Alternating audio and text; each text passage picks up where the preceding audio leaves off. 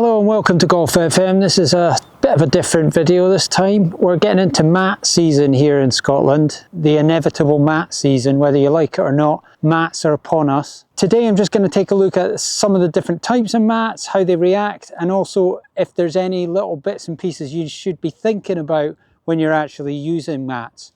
And also I'll tell you when not to use them. So there's a massive array of different mats. I've got 4 different ones here, but there's even more than this. I would start with your most basic and the thing that you'll see some people using or variations of, and that is just a section of cutout astroturf. It's flexible, bendy. This is not the ideal thing to hit off, but it's better than nothing. Then next up, you've got probably this one, which is along the lines of some of the better mats, but just not an astroturf surface, kind of spongy surface. And I would say the only downsides with these ones is sometimes you can hit a bit high on the face because the club descends down into the mat a wee bit more, and sometimes the ball hits the top grooves rather than the bottom or middle grooves. This one, and that I mentioned a minute ago, and any carpets that you see people using, the problem with them is they go flying forward or they can scrunch up when you hit them. But you'll see that when I show you a few shots off each and every one of them. This is another slightly better design. So this is like a tight astroturf mat, but it doesn't have a firm base. The real good ones are like this. This one's a Spurk golf mat, and this has a really firm base, but it also has spikes which go into the ground. So you can see there. So it has little spikes that go into the ground and a firm base, and these are the best mats to use, to be honest. They're about £30 or something like that. But these provide a really stable surface and are really, really nice to hit off. So I'll hit a few with each mat and you can have a look and see what the reaction is and see how they perform. So don't be frightened. I've moved positions. It was quite busy, so I had to move positions down to here. I'm going to have a go to the first hole with a wedge off the carpet mat. So this is supposedly the worst one. Still not too bad. But let's see what happens to it. And you could see it moved a little bit, but it wasn't too bad. It was fine and the shot was okay. It feels okay to hit that, but it's a bit annoying that it moves. So this is the second one. I don't like these ones. I don't like the way the club goes down into them, but they actually are still playable. They're a wee bit annoying that the ball's sitting up so high. You can put a tee in to keep them down, but to be honest, these are probably heavy enough that even in a strong wind, they're not going to blow away. I'll talk to you about side hill lies in a minute as well, but this is just a flat one. Let's see how this feels. Yeah, that was a bit better than hitting off the main mat, and it moved a little bit, but it was fine. And then this one, you see these at quite a lot of courses. Let's see what this does. Yeah, it moved a little bit as well, but it's fine. The ball's away fine. They all felt fine to hit off. The least good one I would say is definitely the carpet one. It didn't feel that great. Let me try the Spurk now. So put it in this way, and then you stamp it in. So you deliberately press it into the ground, so now it's solid. I tend to have it slightly forward on the mat. I just sort of feel like if you're going to bottom out early, you want to be hitting the mat, you don't want to be trying to catch the edge. So I think it's a wee bit riskier to ever have a ball a bit further back on the mat, because if you miss that and hit a bit early, you're smashing into this plastic bit. So I always have it a little bit further forward, especially for woods. See, that's starting to fall off. You've got to make sure it's secure. Right, let's have a go at this one. Yeah, that felt quite nice. I'll just have one other go, hit down a bit harder into it, see what happens. Yeah, it didn't move at all. It came off fine. You can see the mat just stays completely still. So they are good, these. Obviously they're a bit more expensive. Right, let's try something else. Okay, so if you're in the semi-rough round the green, so say I missed the green here, this is just you chipping. This is not a mat required here. So that's a thing to remember, that most courses will give you the option to take the ball into the semi-rough. If you don't have a mat or you don't want to play off a mat, then they'll allow you to do that. The only thing I would say about that is if you've hit a drive straight up the middle and you've got the best angle into the green, which doesn't mean you have to go over bunkers or anything like that, then it's a bit of a shame that if you don't have a mat or a good mat that you want to use, that you have to go off to the side and potentially then bring bunkers into play that you've got to carry and that sort of thing, because you're at an angle now. Now, some holes it won't matter, but some it might make quite a bit of a difference. But when you're just here in the rough like this, then it's just a normal chip.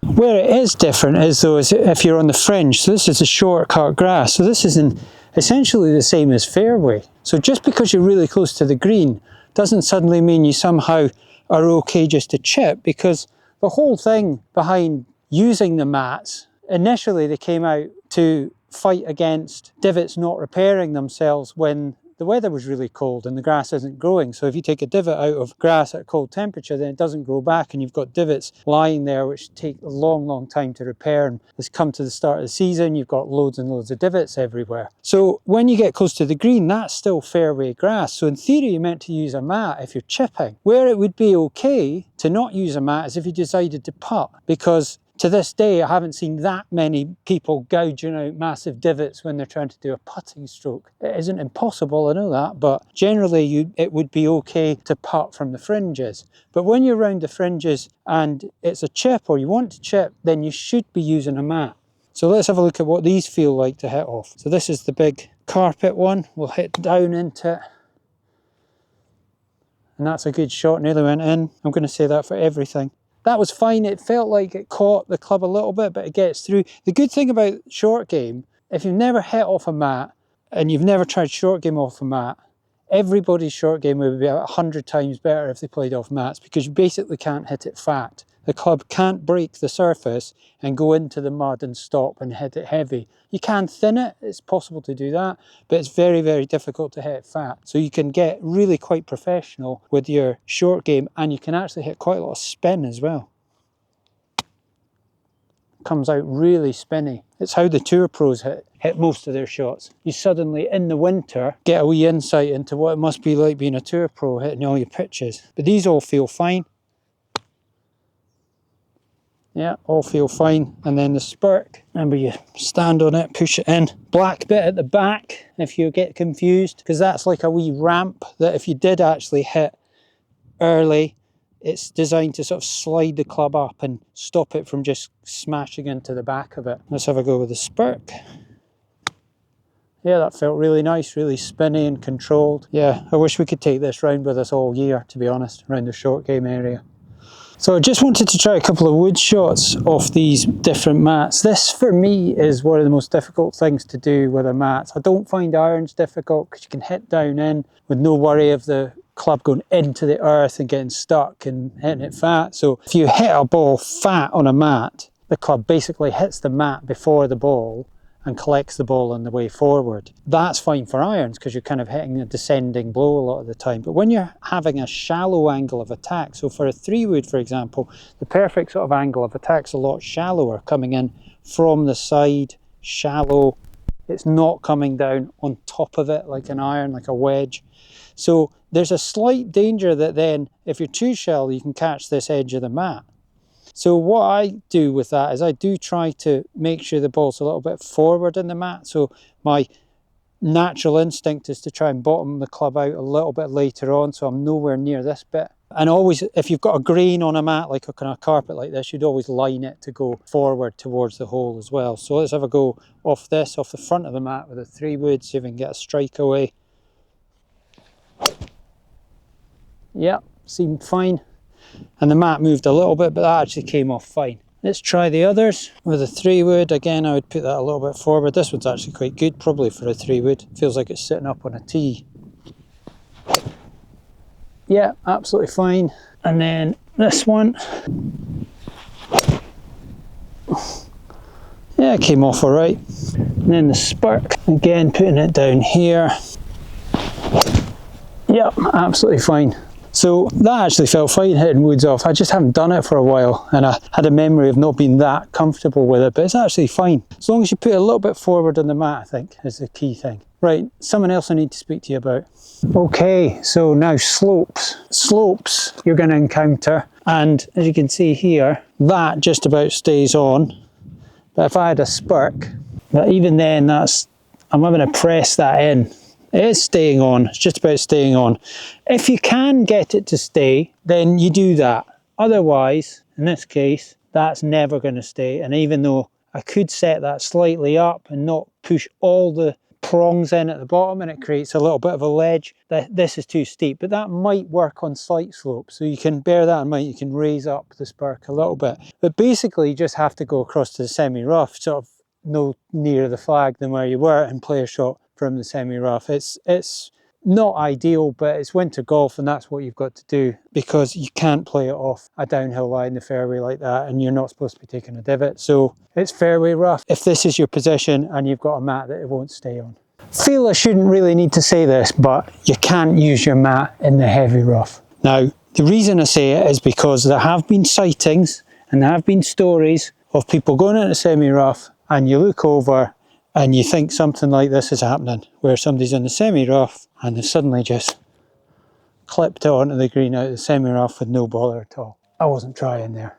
And this is another thing. This is another slightly more sophisticated no-no. And I don't know if it's written in the absolute rules of golf or anything like that, but it should be. And if anybody does this, I think it is the least sportsman-like behaviour you'll see on a golf course. And you should call them up for it, and they should be removed from any friendship groups and any other measures that you feel are justifiable as punishment. And that is using your mat to tee the ball up and smack a driver as far as you can when you're in the middle of the fairway. Now, most people don't take on a driver off the fairway. It's a difficult shot and it rarely gets taken on, and even rare is the success rate. Now, this has been seen to happen.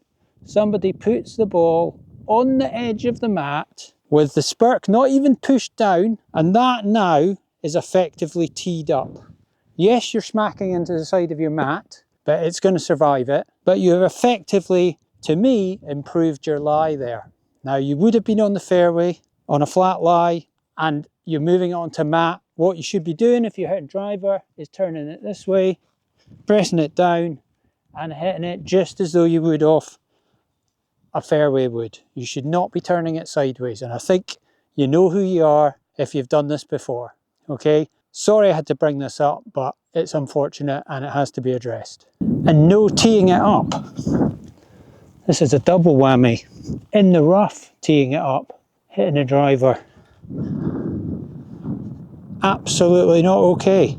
The final thing is absurd, and hopefully nobody's ever done this before. Yeah, not okay.